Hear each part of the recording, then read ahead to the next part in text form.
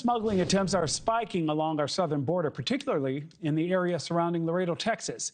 DHS and Border Patrol are now increasing manpower around that area, citing a shortage of agents and overall lack of federal law enforcement presence. NewsNation senior border correspondent Allie Bradley joins me with the latest. Allie, when you talk about this increase in trafficking and things, that's disturbing information to hear.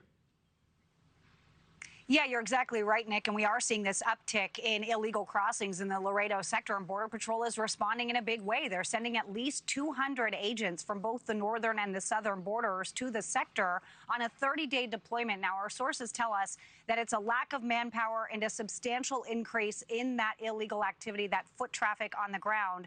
The surge is showing up on the ground and in the data. We're talking about 2,600 encounters logged for March and April.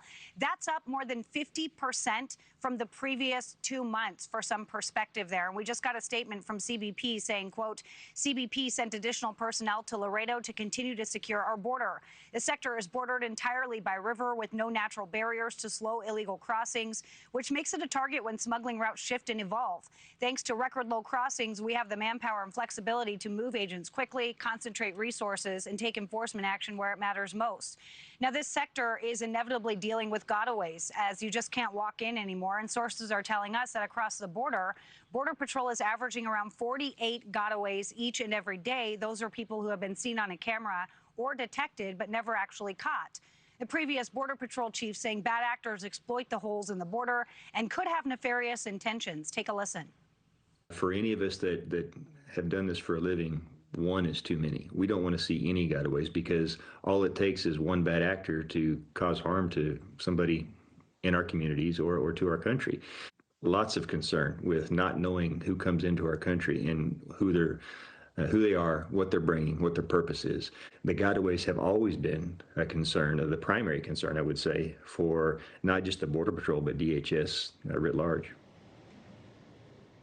Now, when agents are finding them, the illegal immigrants are being hidden in shocking ways and in high temperatures. This 13-year-old locked inside a compartment of a semi-truck.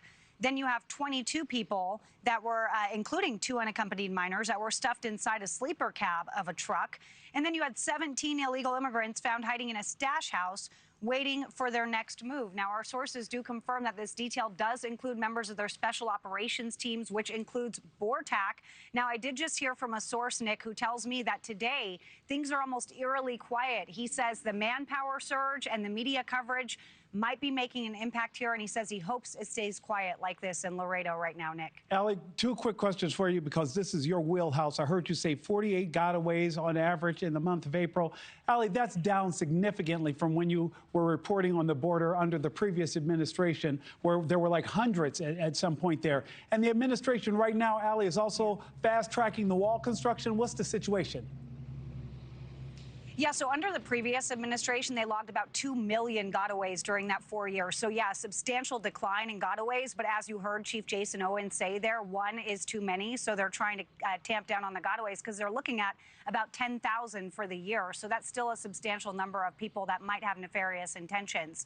Now, when we're talking about that border wall, you heard the statement from CBP saying there's quite literally no barrier around the Laredo sector, that they have no physical wall. They have no physical barriers. A river is what surrounds it. So you can see right here on your screen, there is a map, a plan to build a wall in this sector, according to our sources, but the city has actually pushed back, as it would go through a lot of residential areas, cutting off access and river views as well. So take a look here. CBP Commissioner Rodney Scott actually testified to these numbers, saying they have nearly 50 miles of new construction of primary border wall, about 5.5 miles of buoy barrier, and then they have 13 miles of secondary barrier. So we know those buoy barriers, they were put in under Abbott and in the Eagle Pass area. We have seen them in the Rio Grande Valley. Now they're going to be coming to the Del Rio sector on the federal side of things. So we'll be seeing those buoy barriers in the coming weeks in this area as well, Nick. Allie Bradley on the border. Allie, thank you so much.